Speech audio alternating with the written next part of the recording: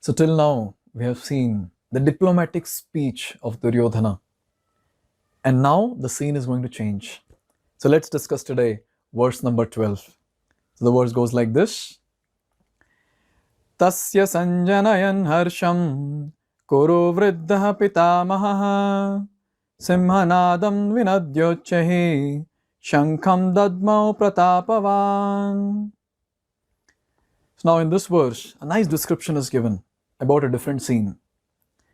So it goes like this. So pratapavan kuru vriddha. So who is that kuru vriddha? Pratapavan. So pratapavan, valiant or courageous personality, and eldest or grandsire in the entire Kuru dynasty, Kuru vriddha. Who is that? Pitamaha. That is the grandfather. And we all know it's Bhīṣma. So here we have the activity of Bhīṣma mentioned. So Bhīṣma did something. What did he do? Tasya harsham sanjayanam. Tasya harsham. So he did something to give joy to his grandson. That is Duryodhana. What did he do? Dadmau shankham. He blew his conch shell. And how was the blowing of the conch shell? Uchchahi. Very, very loud. And how did it vibrate? Vinadya. How did it vibrate? Simhanadam. This is the comparison that is given. Simhanadam. It was like roaring of a lion. So basically this verse says that Bhīṣma blew his conch shell, which was sounding like the roar of a lion. Now, why did Bhīṣma do this? Let's discuss that. Two reasons. One, so he was hearing his grandson Duryodhana, he was glorifying him so much, glorifying Bhīṣma so much. So Bhīṣma felt very nice. He was hearing his own glorification. And second, Duryodhana was trying to hide his fear from everyone. But he's after all a grandson. There's Dronacharya, Bhīṣma, they're all experienced people. They very well understood what is going on in the heart of Duryodhana. They very well knew this personality is fearful. So understanding the fear of Duryodhana, Bhīṣma wanted to help him. So he blew the conch shell. Now this blowing of the conch shell indicates multiple things.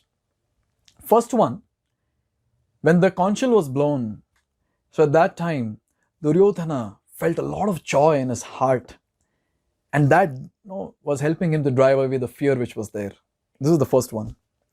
Second, this blowing of the conch shell, according to Kshatriya Dharma, Bhīṣma, he did a very important thing. He announced that he is ready to give up his life for Duryodhana, to do his duty.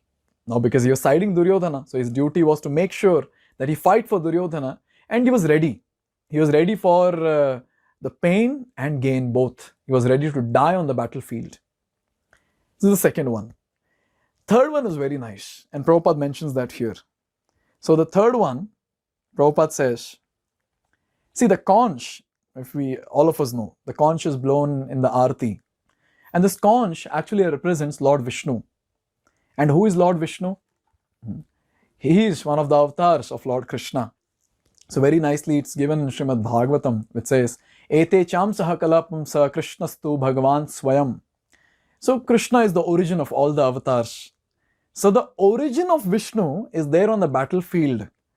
And that too not on the side of Duryodhana, against Duryodhana.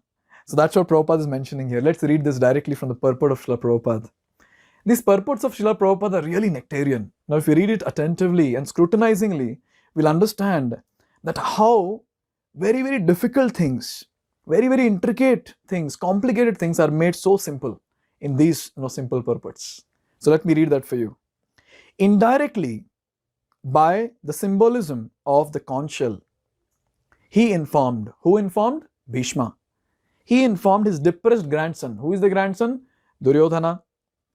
That he had no chance of victory in the battle because the Supreme Lord Krishna was on the other side. So just by blowing of this conch shell, see Bhīṣma is a devotee of Lord Krishna. So when he blew his conch shell, he told Duryodhana, you're gone. This is what he said. So in this way, Bhīṣma blew the conch shell. He gave joy to Duryodhana. He announced that he is ready to give up his life. And at the same time, he told Duryodhana that you have no chance. There is no chance of victory on your side. Now, next verse onwards, till now we have spoken about too much about the Kauravas side, Duryodhana and then his party. Now the next verse onwards, we'll see the other side, the side of Pāṇḍavas. We will see the hero entering, that is Krishna, and along with him, his friend Arjuna will be entering the scene now. So let's meet tomorrow and discuss the same. Hare Krishna.